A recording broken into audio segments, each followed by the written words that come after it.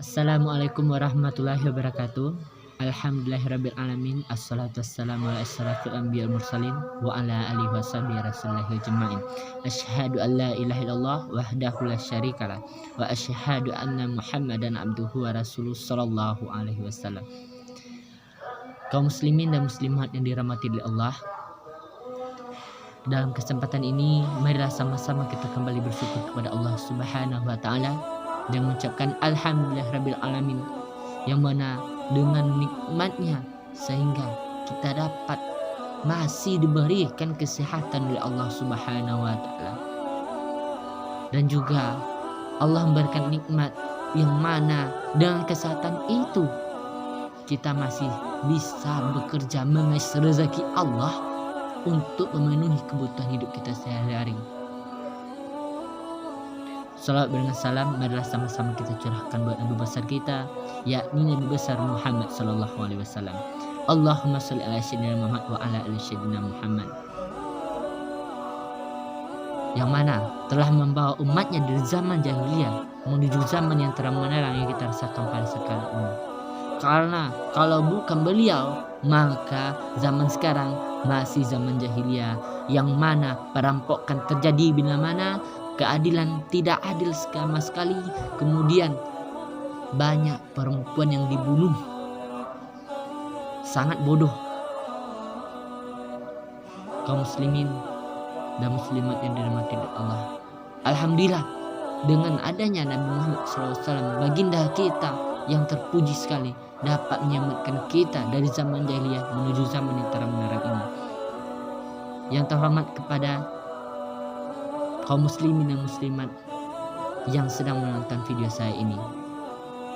Baiklah teman-teman, saya akan mengungkit judul ceramah saya, yakni kesabaran. Apa itu kesabaran? Mengapa harus ada kesabaran? Lalu bagaimana caranya agar kita tetap sabar? Kesabaran merupakan sifat yang terpuji di hadapan Allah Subhanahu wa taala, yang mana dengan satu sifat ini dapat menumbangkan, dapat mengalahkan seluruh sifat yang dibenci oleh Allah, yakni sifat bencana. Baik itu berupa amarah, baik itu berupa fitnah, baik itu berupa gunjingan dari orang lain. Dengan sabarlah kita dapat mengalahkannya. Dan yang kedua, mengapa harus ada kesabaran? Karena kalau kita ditimpa suatu musibah seperti kemalangan atau semacamnya, marah, gunjing, fitnah, ketika kita ditimpa seperti itu,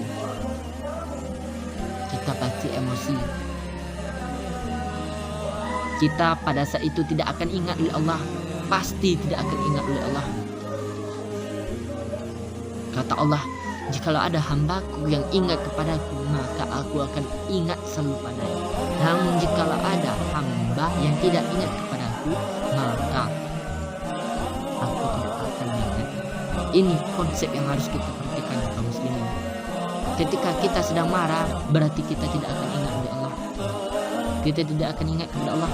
Namun ketika kita ditimpa amarah lalu kita ingat kepada Allah, insya Allah amarah kita itu akan berbuah kesabaran dan kamu dapat ujian dari Allah. Lalu bagaimana caranya agar kita bisa sabar? Caranya mudah teman-teman. Ingat Allah, maka Allah akan ingat kita.